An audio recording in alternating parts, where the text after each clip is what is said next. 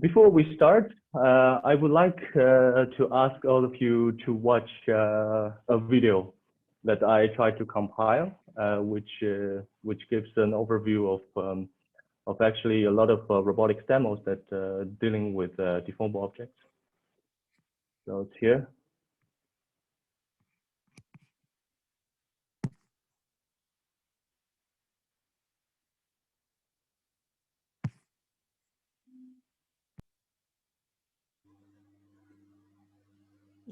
Sorry, is there any voice, or because I cannot hear anything?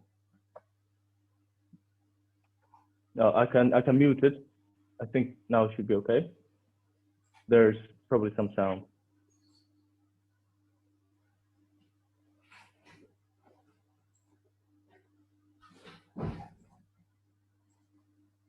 So with this, I want to show you different. Yeah. With this, I want to show you different cases where robots need to manipulate deformable objects.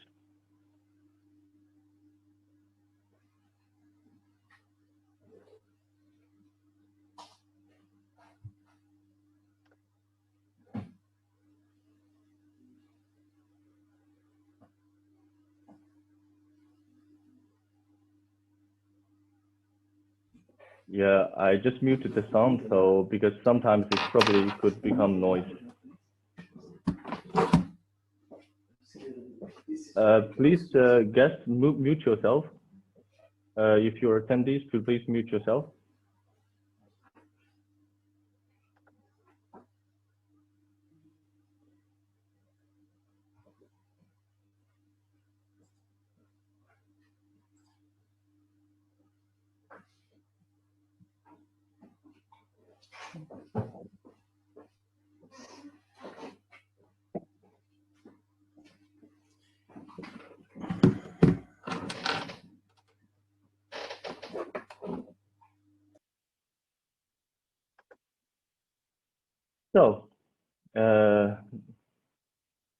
So with the video, I would like to also welcome you to this IROS 2020 workshop on managed deformation, a step towards higher robot autonomy. My name is Jihong, so I'm now currently affiliated with TU Delft, and I did my PhD at University of Montpellier, working with my co-organizers, Andrea is also here, and Claire Du, she's from University of Toulon, and David Navarro-Alarcon from the Hong Kong Polytechnic University. So this live session, we're gonna talk about challenges and future on managed deformation in robotics. Since I will just give a very brief idea of what is actually why we needed to manage deformation. Basically, when we see like the majority of work now in the field of robotics, when robots try to interact with an object or an environment, we normally assume that the environment or the object is rigid. But that's not actually the real life scenarios. In real life, there are a lot of things that is deformable, and you probably already saw the videos that I just shared with you. So in this case, if we remove the rigidity assumption, we would find that it brings on a lot of new challenges that we would like to solve in robotics. So that we present to you this workshop.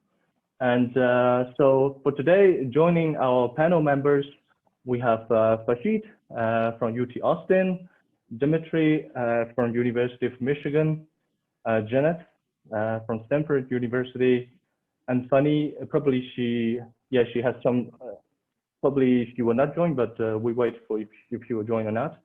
And then we have Harada sensei from Osaka University. We have Youcef from Sigma Claremont. I think he's not attending as well, but you can see his session actually on IROS Lab. So we also have Mathew from New Jersey Institute of Technology and Wenzhen from Carnegie Mellon University. So So before this session, actually, because this session, I want to really talk about the challenge and the future. So what I did is I sent out a questionnaire to our speakers to say that, so basically I think there are 5 factors were quite important if we try to interact with deformable objects. One is deformation model, gripper, sensing, planning, and control. With these 5 factors, I asked the speakers to rate them in terms of importance. From 1 is the lowest and 4 is the highest. So whether they think they're very important factors. And also, I subsequently asked them to rate it the research maturity. Means that this area has already been done a lot and nothing much needs to be done, or there's still a lot of things to be done. So here are some results from, I think, 6 of the speakers have answered. And maybe this is not so intuitive enough, but then if we try to, so this is a summarize of their answer.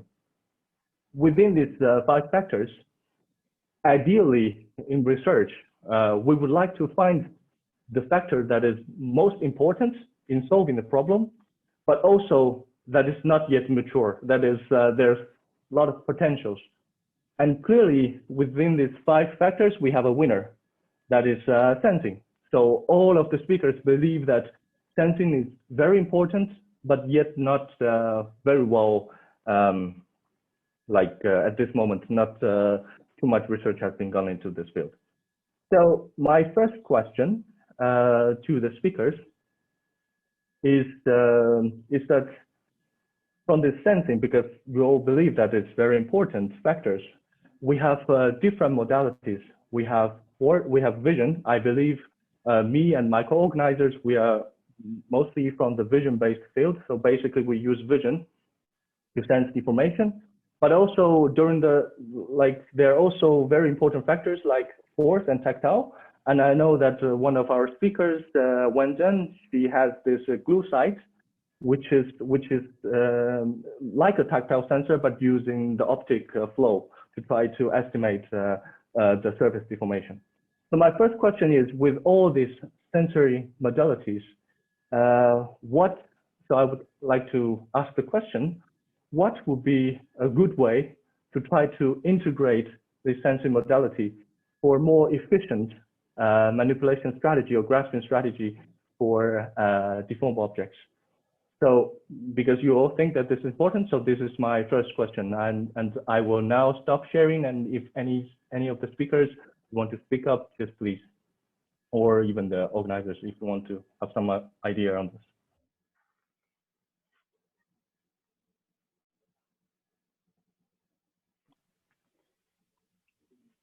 So is there someone would like to answer this question? People are shy, so I can start if you want. So hello everyone, first of all, and thanks organizers for having this very nice actually workshop. So my background is surgical robotics, so all of my answers are related to surgical robotics. I mean, I voted for sensing as a very important actually parameter. The main thing is that once we are talking about surgical robotics, we are limited in terms of using the basically type of sensors and size of sensors, right? And more importantly, most of the sensing, like we are talking about very small robots once we are talking about minimal invasive surgery, right? And most of the thing as of now is like basically visual feedback. So having tactile feedback or like having the sense of touch would be very important. And as you mentioned, another important thing besides hardware is the algorithm, like sensor fusion, how we are going to effectively use different types of imaging modalities, let's say internal embedded sensors, optical fibers, like visual feedback, different types of basically load cells. And in surgical robotics, of course, we have external imaging modalities, right? MRI, like let's say ultrasound, X-ray. So the one thing which is missing in my field, like is the basically effective use of these sensing modalities, which is sensor fusion, because you can think of, you have different type of sensors, but the rate of readings are very different. Like let's say you have an X-ray. In X-ray, you cannot use it continuously, right? So but you can have like optical fibers embedded in your sensor. So the rate is very high, but the accuracy is very low. On the other hand, external modalities, they are accurate, but very slow. So what is missing to me? Having good, like basically embedded sensors, like reliable and basically sensor fusion algorithms. That's actually what I think is very important, not only in surgical robotics, but also in other like applications.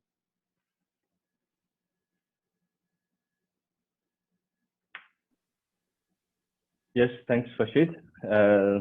Anyone would like to add something? For me, does it also, I mean, I probably approaching the first question a bit too, I mean, it's probably, I should progress to that question later because it seems a bit hard to answer at the beginning. So my question is also like whether, like if we have more sensing modality, does it mean that we could have actually a better manipulation? Does this somehow equal? I mean, I kind of have this question whether that is the case. So I mean, for me, there's a lot of things that probably that remains to answer in sensor field. But then I want to show you something something also that is something I'm really interested in. Just let me share my screen again with the second question.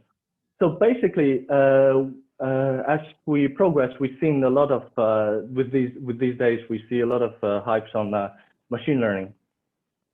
So what I also designed this question because basically more and more roboticists are begin to investigate into learning, basically learning kind of methods.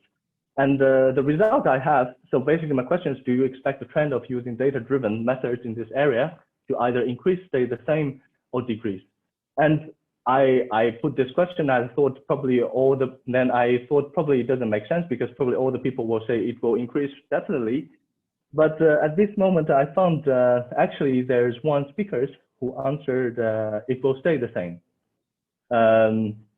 So maybe I want to ask Wenzhen at this time. So why do you answer here with why do you think that it will stay the same? Because simply we are now lot more and more research into the data-driven fields, or you think that basically we had enough of data-driven, probably we should more focus in control side. So why did Wenzhen, if I may, I want to ask you, why do you think that basically it will stay the same?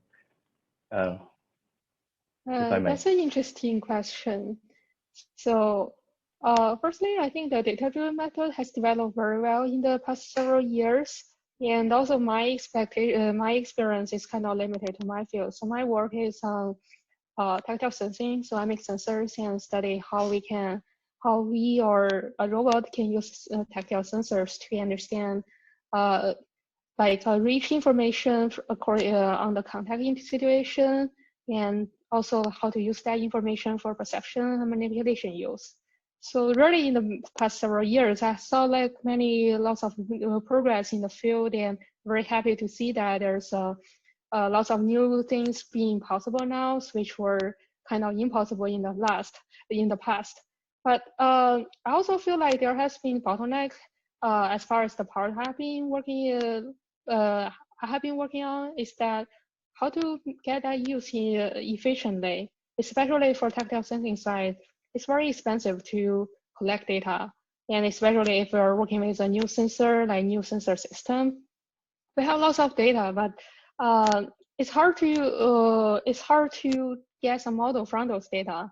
And during this kind of exploration task, especially the data when the data is of very high dimensionality, it's hard to understand what would work and what would not work. Whether it's hard to understand whether it's a problem with the machine learning method, is the structure, or is the data itself, or is the way we build the system, or the way we collect the data.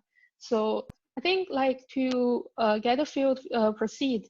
So instead of like looking for new models, looking for new incremental tasks, probably it's a time we look back and think deeper about like what kind of model can we learn from this, and what is the best description about the model. And if this doesn't work, what is wrong and how can we design the system? So I don't really think like data-driven method is very helpful, and definitely it will be very helpful in the long term. But I think like we need to have a better direction. We need to have better understanding about how this goes before we can keep increasing in the field with the full speed. I might have answered it kind of literally. Like I do think that there's going to be more work with machine learning and data-driven methods, but I don't necessarily think it's going to be the best way or the one that wins out. So, and like I did answer it, and yeah, I think everyone's going to be working towards this area, and more work's going to be done. But I think in a lot of cases, if you have a really definitive method to understand something, then using machine learning methods might be a kind of workaround to just reading the direct sensor itself. So it's kind of in between on how to answer that one.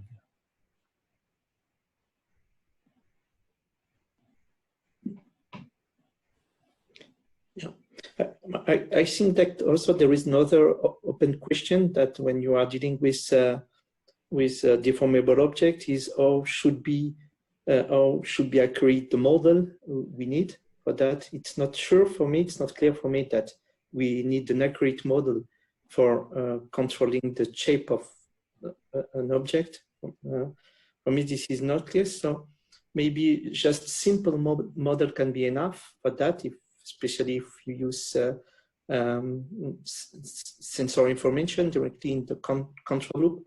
So the gap between this complex model and a learning model, for me, it's not clear that we need such very complex model for the control of the shape of the object. Maybe only simple model is enough. We show some example in the video where you need only simple model to control the shape of the object. So this is also another point which is of interest there is how should be accurate the model to be able to deal with a deformable object, because there are some very complicated models that need computational efforts. And there are also more simple models that can be used also efficiently, I think. So in terms of sensing and machine learning methods, I mean, you see machine learning methods being mostly, the biggest successes have been in perception, right?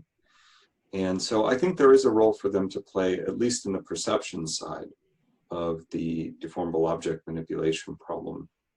But I also think that there's a key gap that I think more people may want to investigate here, which is when you look at kind of standard machine learning methods for perception, what they output is kind of the best guess. So let's say you have a deformable object, it's partially occluded, it's folded up. You might expect that a learning-based method would say, okay, well, here's my best guess for the whole shape of this object, right? Based on the input data that I'm getting. And I think we might want to look at it more as roboticists. And as roboticists, I think we are somewhat a little bit more comfortable maybe in actually quantifying uncertainty. And that's what I see as a key gap that's missing in application of machine learning to these kinds of problems. And it's not that easy, right? Machine learning people have figured out how to output a Gaussian, uncertainty on, the estimate of the network. And there's Bayesian neural networks and stuff like that. But the distributions that we need for quantifying the uncertainty in the shape of a deformable object are not Gaussians, guys, sorry. They are, weird distributions, and how do you even represent these kinds of things is an open question. So I think there's a big opportunity there in the application of machine learning to perception.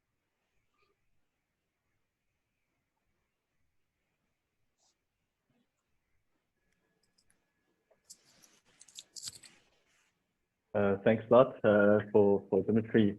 Actually, I also have I have one also specific question for you, since you just answered this question, because I went into this field starting my PhD in 2017, and I think most of students, if they enter this field, if they Google deformable objects manipulation, if they search on YouTube, they will find your seminar video.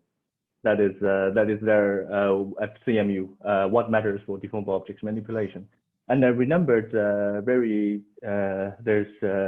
so at the end of your talking, Chris asked you a question, and you said that basically it's very important for manipulation of deformable objects to consider regrasping. So my question for you is,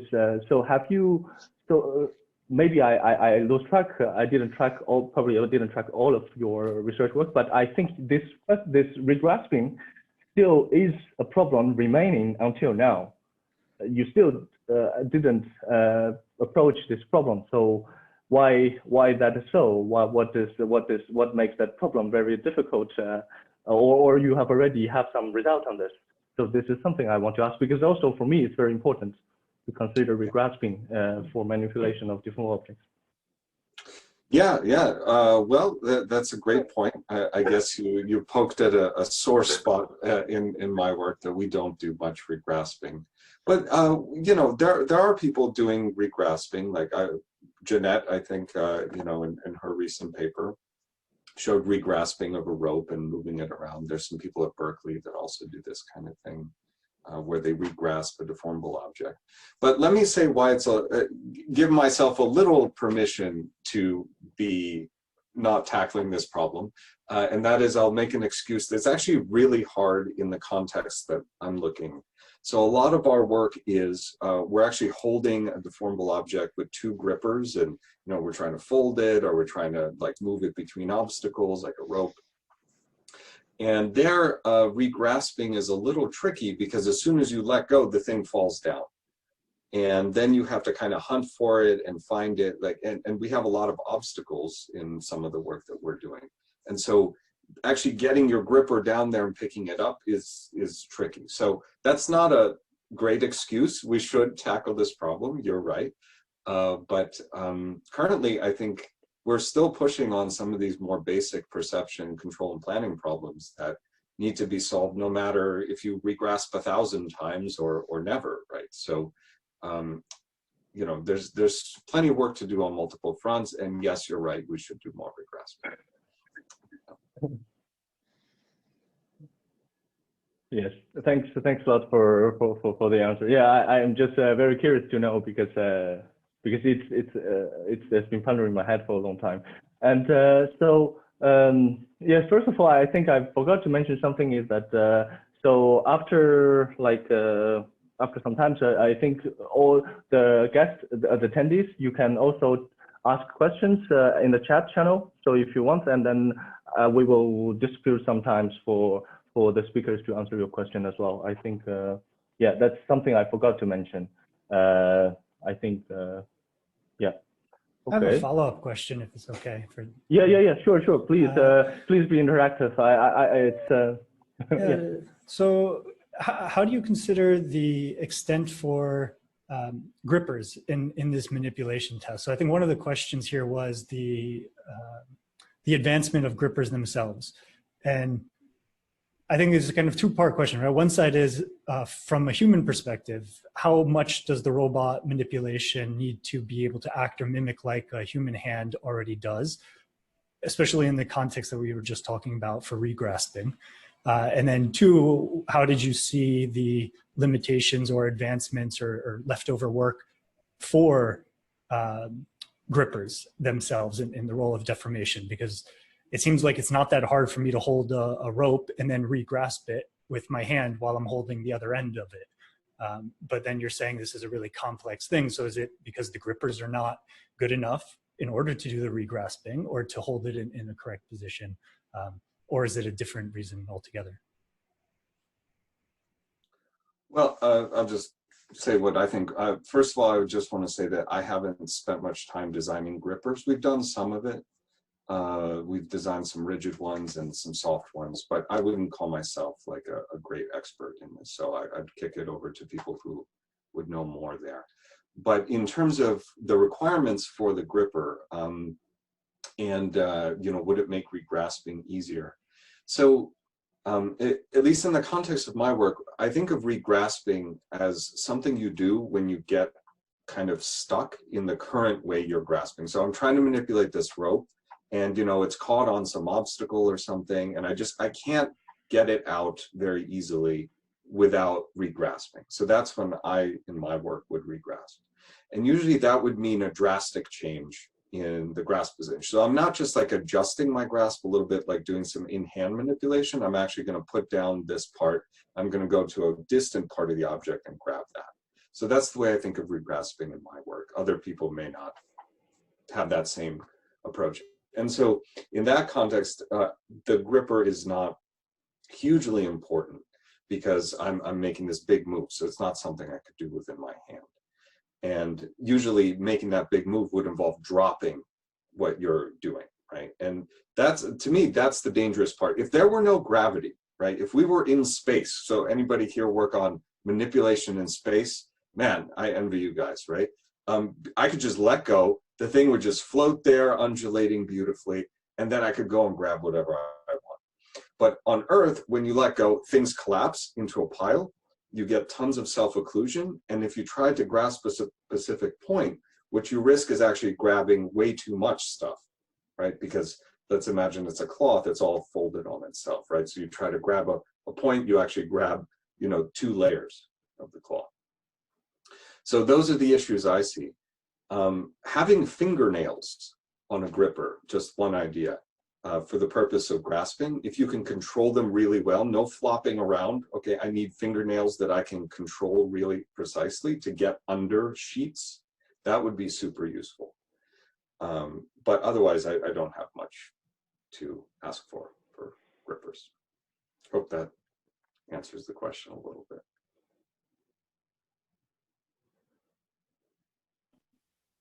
Yes, thank you very much. And if anyone wants to say something, it's just, yeah, please, Andrea. Yes, thanks a lot, Jihong, again, for managing this and for the speakers to attend again today. I'm very curious about the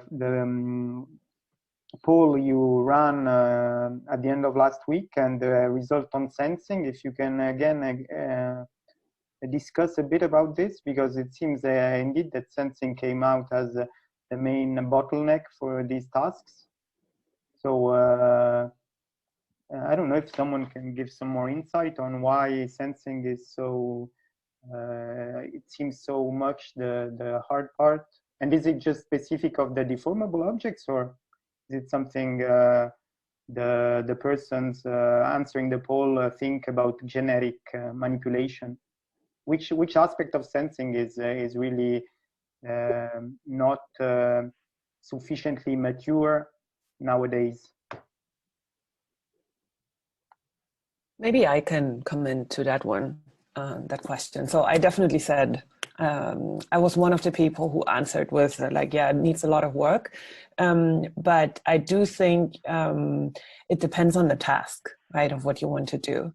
So if your task is, I don't know, maybe to roll some dough into a ball. I'm not sure how complicated it is to sense whether, the shape of this ball is like a circle in the projection of the image. I think that could be relatively simple. But then if you want to do something that requires a lot of accuracy, maybe in medical robotics, actually, I could imagine that there you need a lot of accuracy, and then you do want to do pretty precise perception. I would imagine. I don't work in that field, that's just my guess. So it is pretty task specific. And I personally worked on manipulating ropes, and definitely the state space in that case is much higher dimensional than for a rigid object. And that has implications for perception, but also for modeling the dynamics of it, and therefore also planning in that space. So that just makes it more complex, I would say. And in terms of the multiple modalities that we talked about, at the beginning of this workshop, I also agree with what has been said before, that that actually processing all these different sensor modalities that come at very different rates and have very different characteristics is not straightforward, or it's not clear how to process each of them and then how to fuse this information. And I do personally think that learning will help there even to fuse things. But then again, in our field in robotics, the data, as Wenzhen said, is always hard. So as you can see, like, I agree with many things that have been said already in this area. One thing I want to say is, though, answering Jihong's question at the very beginning, is that yes, I do think that multiple modalities should help at least. We do know that certain things can, for example, only be felt if you actually get in contact with objects, and if you have some sense of touch, or if you see how it actually this object moves upon contact and interaction, right? You can get a lot of information from actually interacting and not just seeing things. But so that's something that I think lots of people believe, or maybe someone can disagree with me. That would be also very interesting to hear. But I think for lots of people, this is maybe obvious. But what is not obvious is how to actually do it, right? Like how to then use this information, or how to even infer it from the data that you have. And that's coming back to Andrea's question, is I think the hard part. And yeah, we have some work on this, but the data is the limiting factor, the bottleneck.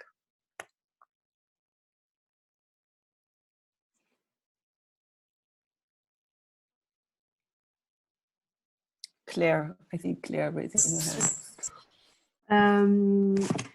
Maybe it's possible that we need more sensing for deformable objects, because we don't have a good model. And every time we don't have a model fine enough, we need to sense the object we are manipulating, either to refine the model or to modify it. So maybe sensing for deformable object is directly linked with the model. Because if you have a rigid object, you can model it really well. So you need less sensing we can use for only one modality. But if you have a complicated deformable object with, as Youcef said, a really simple model, you have to fuse several modalities to compensate for it. So maybe I would say the simpler the model is, the more we need sensing. I don't know what you think about it.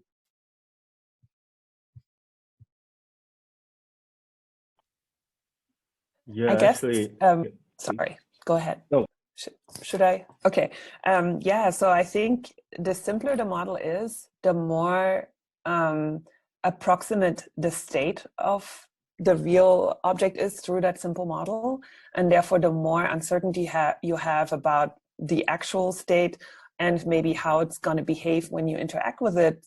So what that means is that you probably want to replan a lot, or and that means you need a lot of feedback to actually understand like what you do next, because suddenly things have happened that you weren't expecting, because your model is so simple and approximate. So you need to replan a lot, and that requires feedback. So yeah, I think that's an interesting view on it, that a simpler model requires more perception or more feedback during the control and planning.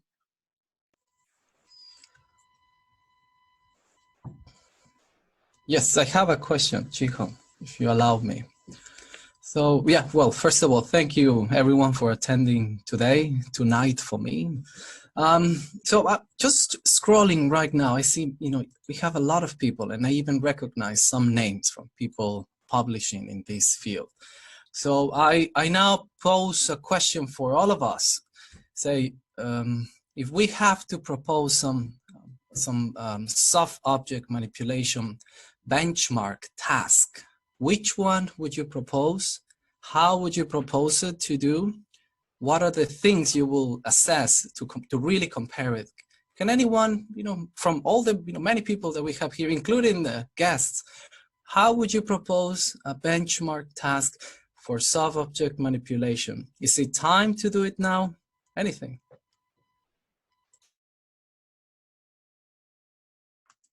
Well, David, I think this question is kind of a minefield. There's a lot of debate, I think, even in the rigid body manipulation world and the vision world about benchmarks. I don't have too strong a feeling on it, but I think that one thing that we have to be careful of is that while it's nice to have benchmarks, what I see a lot happening in some of the learning world is that people assume that if you haven't tested your thing on a benchmark, you are doing something wrong. And what that view supposes is that the benchmarks are framed around the correct problems that everybody wants to solve. So we've defined all the problems, we know what they are, we've specified them, we give you the data, now it's just up to you to grind on that data and produce the outputs that correspond to ground truth. And to me, that's a very limited view of the problem space. And it excludes a lot of people who are doing more innovative work and are framing newer problems that are actually more realistic than the benchmarks.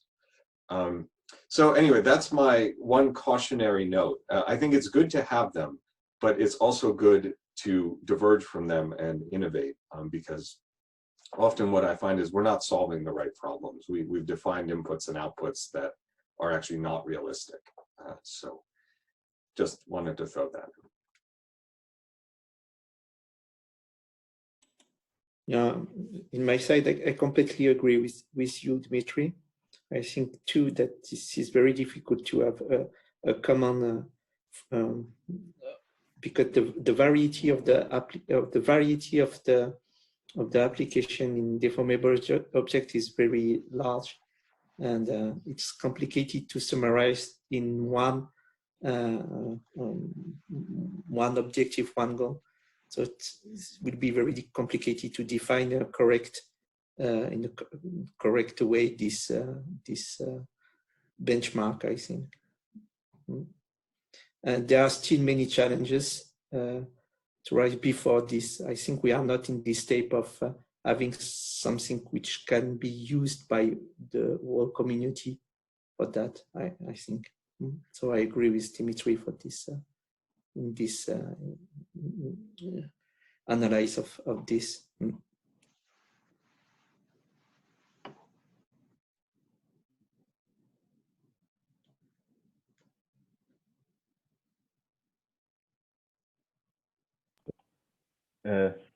Anybody else want to add on this?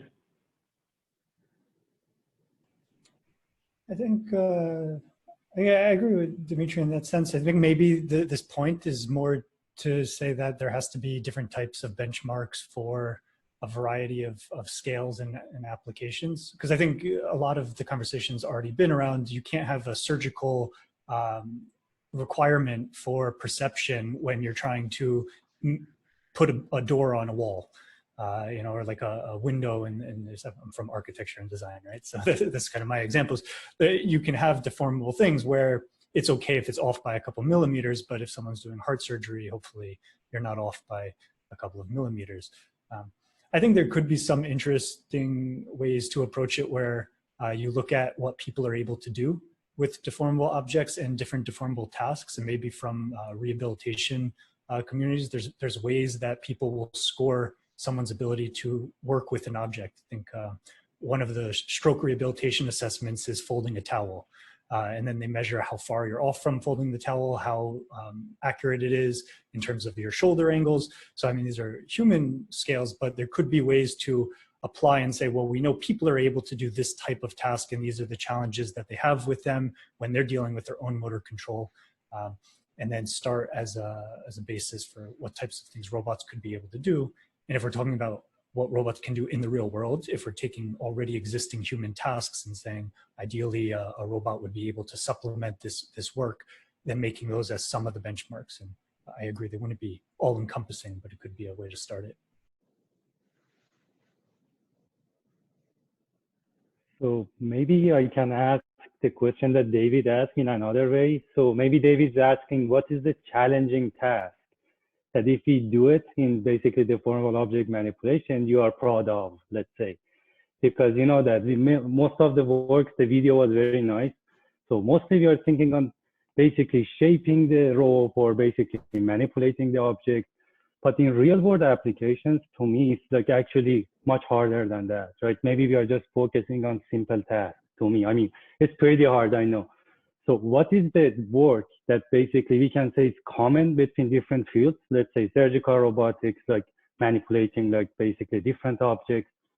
So what's a common task that we can define, like in terms of problem? Like let's say planning, control, a task that includes everything, that all of us can work on it, let's say, sort of, like independent than application, instead of just basically manipulating the rope or something like that, that we can basically focus on and say, if we do it, that would be actually a real challenging work.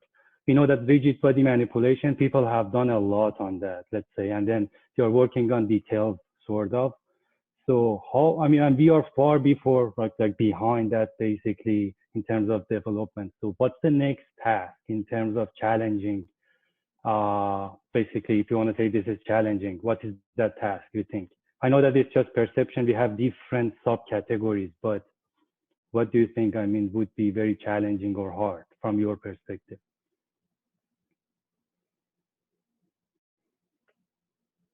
David, maybe you can answer that because I know. Well, just to clarify, I did ask about the benchmark task. So it was really about that. So yeah, no, I mean, but also you extended a bit on interesting directions.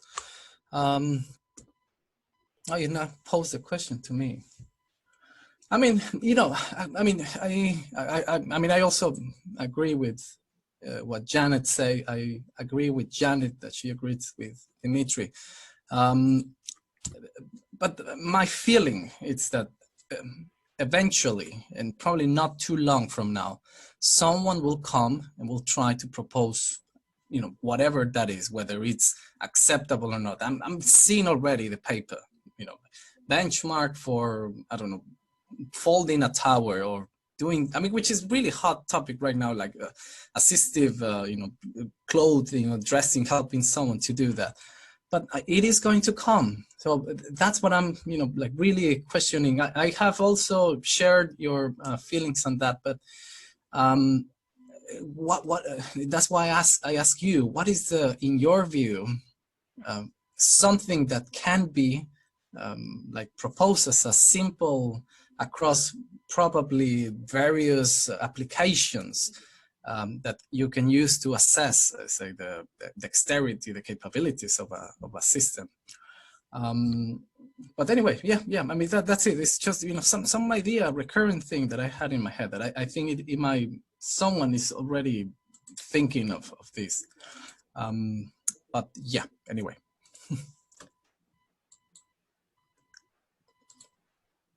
Yes. So I guess I don't know. I think Claire posted some kind of next DARPA challenge, kind of setting a challenge that's asking people to solve. I think this is also a very nice idea. I don't know, Harada Sensei, you have something to add from your side when you try to do assembly, because this task for me, it's more or less, it's kind of standard task that you do a lot of times. Can these be used as benchmarks, you think? Is it possible? Yes. And one of the tasks which I can propose is that, for example, there's a rope-like object in a wire harness or many other similar shape, similar type of task. And if the rope is piled in the box, how we can manipulate is a very difficult problem.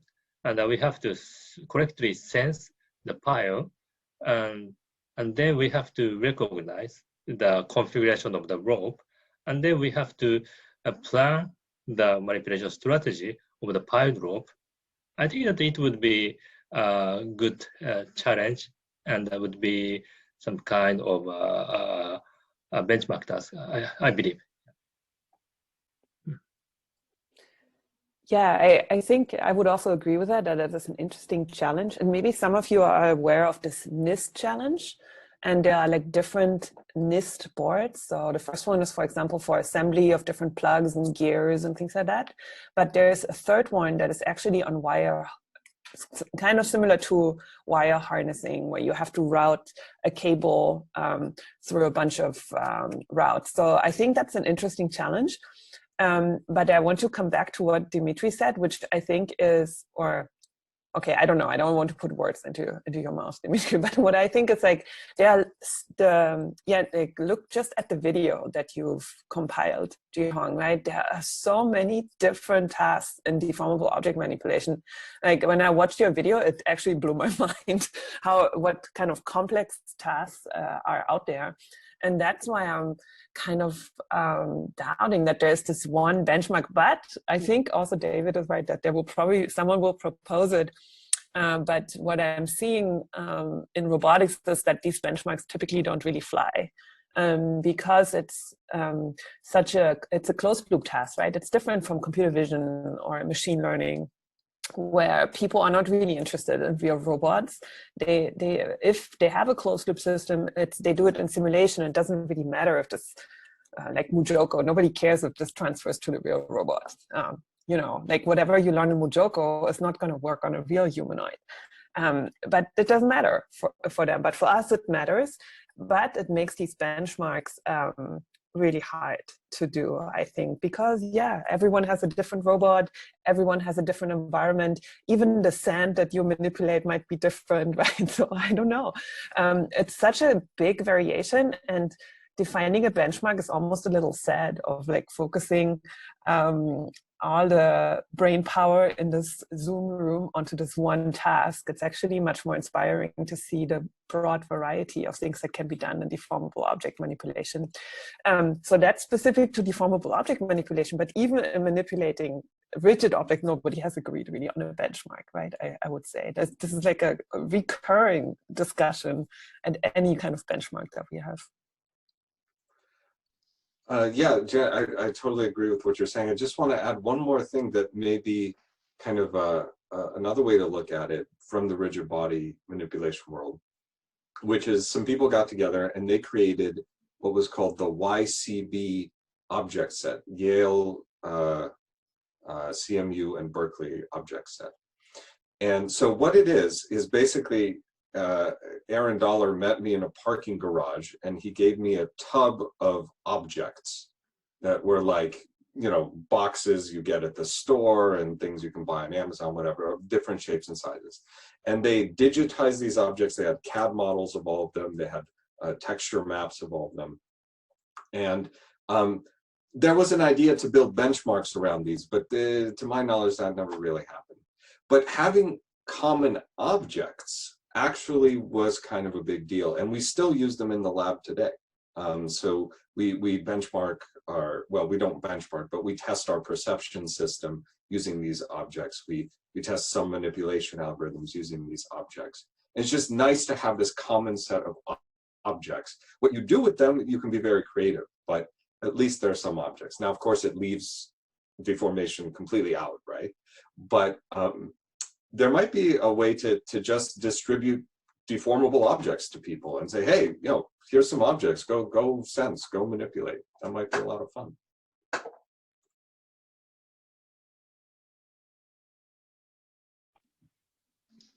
So maybe you, oh, sorry, go ahead, Jen. Okay, so I think that these are all very good discussion. Like setting a hard benchmark could be problematic at some point, but I think like if we start with the idea, especially if we can find some way to keep this whole discussion open, that will be very helpful to the entire field. Because I think one of the major challenge, I guess, is probably the motivation when David will propose this question, is that the problem needs a proper definition. So what's a proper definition about manipulation of deformable objects, and what kind of manipulation, what kind of deformable objects? So I work on perception side. So according to my perception, my trials on the perception side, I think like deformable objects are not the same. Like my personal classification can be in several categories. One is that the material itself is deformable. Like the ones I played with, I try to estimate the hardness of the objects, like I ask a robot to squeeze on mangoes, on avocados. So those kind of objects, they come as a chunk and their material is deformable. That's why like when you squeeze on it, when you push on it, the material makes some deformation. And there is also another categories, like I saw many of other works, people's work has been related to is like dealing with the objects that are structurally deformable, like the case with manipulating like cloth or fabrics and the ropes. So if you look like the material itself, like the piece of yarns or a small piece of fabrics, when you squeeze on it, when you push on it, probably there are hardly any deformation.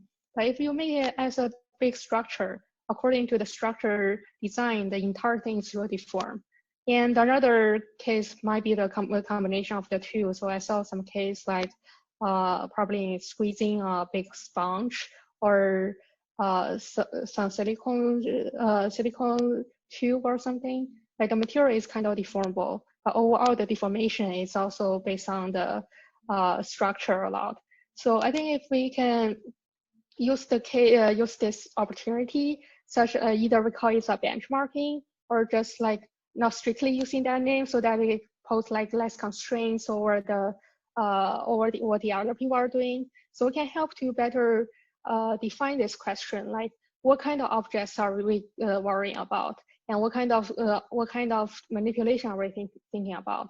So another thing I think will be helpful in this kind of definition or benchmarking work is related to what objects are you working with, and how can you deal with how can you make sure your method can be generalized to categories of real case. Especially the case I'm very interested about is how can we perceive or manipulate over a category of objects that are their properties are kind of similar but also kind of different.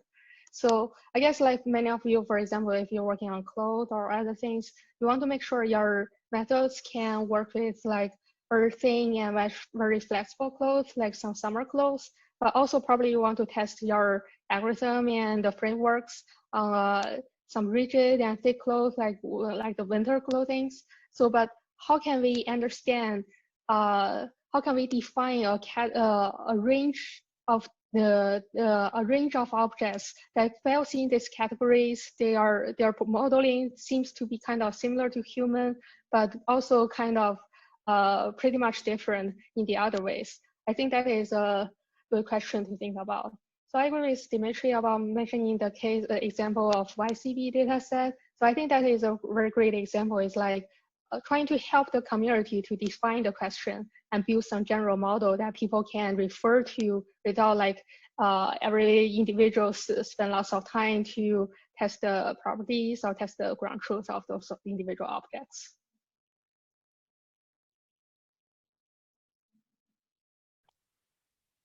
Thank you, Wenzhen. I don't know, Jeannette, do you have something to add? We have a few more minutes. I just had like this one idea. So I'm currently taking part in the Real Robot Challenge, which has nothing to do with the deformable objects. It's about in-hand manipulation. And the cool thing about it is that you have remote access to a real robot, and it's a challenge. So you have to go through phases and solve tasks and whatever.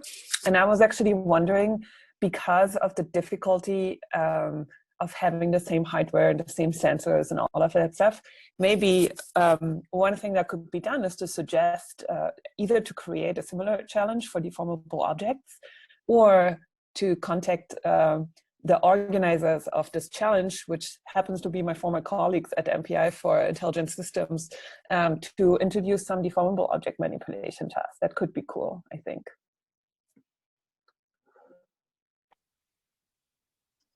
Well, so I think maybe I'm getting too pedantic about words, but the word challenge to me reminds me of the DARPA Robotics Challenge and the DARPA challenges. And I don't know who here participated in that. I did.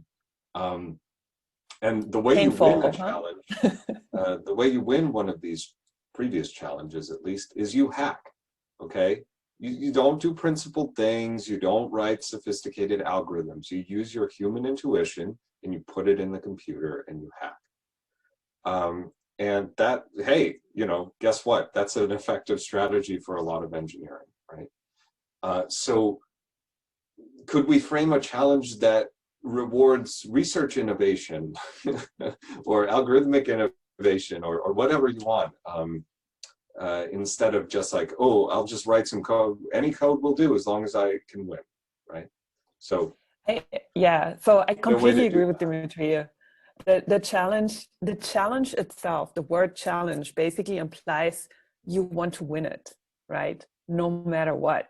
And that's totally normal human. And we currently want to win the real robot challenge, obviously.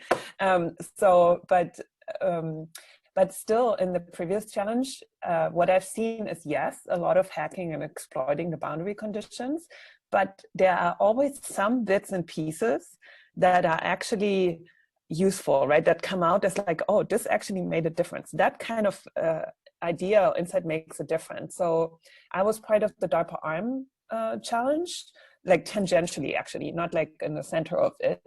And one of the things that was important is to actually, instead of avoiding contact, getting in touch with the environment to cage the objects that you had to grasp and things like that, right?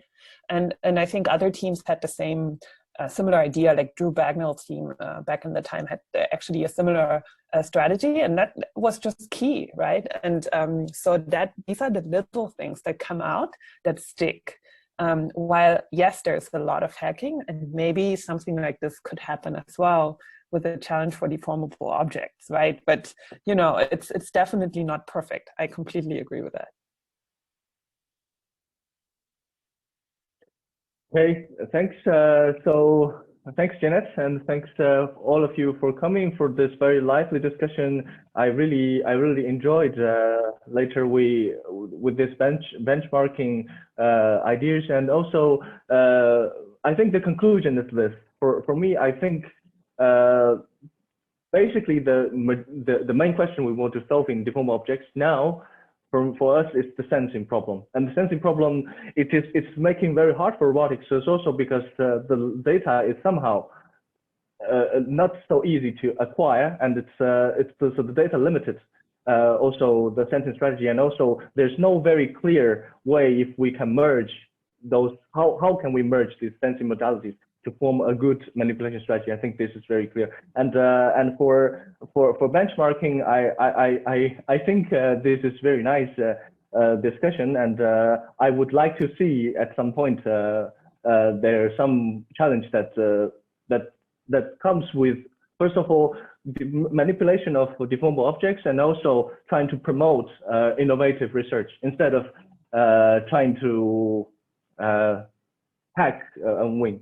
So thank you very much, and I think also people have posted on chat a lot of questions, but most of it I think it has been answered. So I think thanks a lot, and thanks for attendees to joining us today, and I think we'll call it a day. Thank you very much. Thank you.